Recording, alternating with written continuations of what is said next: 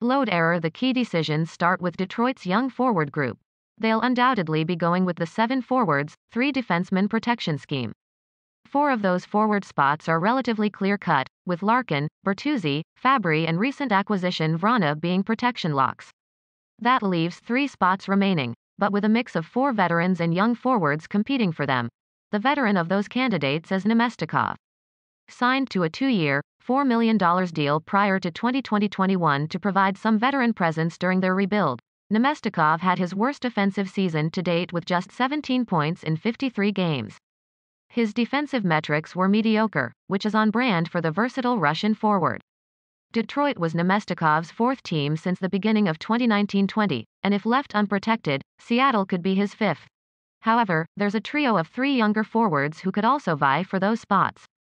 Errrth, Rasmussen and Svechnikov all looked good with the Wings this season. It was an especially important season for Svechnikov, who struggled with frequent injuries. He rebounded this year for 8 points in 21 games while posting incredibly impressive possession metrics. Errrth had a nice rebound season after a ghastly 2019-20 performance, scoring 11 goals and 20 points in 45 games. While his 15.5% shooting rate doesn't scream sustainability, the 26-year-old showed nice flashes this season. There's also Rasmussen, who's still a developing project despite already playing in more than 100 NHL contests.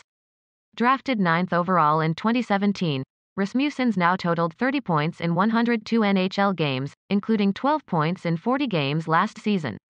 He's consistently posted decent possession results, suggesting that the goal-scoring touch he had in juniors could be coming.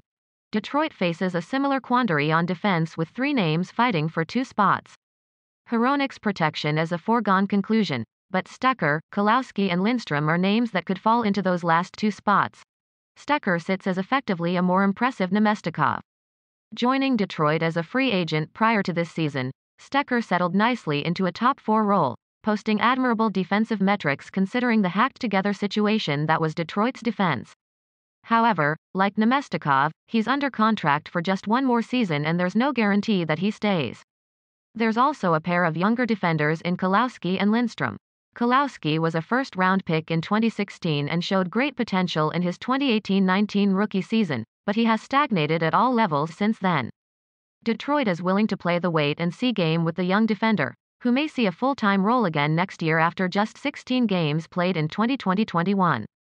Lindstrom's a year younger and doesn't have as much upside, but he's cobbled together 4 assists in 29 NHL games and could have third-pairing potential.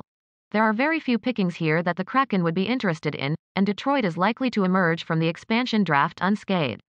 While Detroit will have some depth forwards exposed, Seattle can likely find cheaper and better options elsewhere.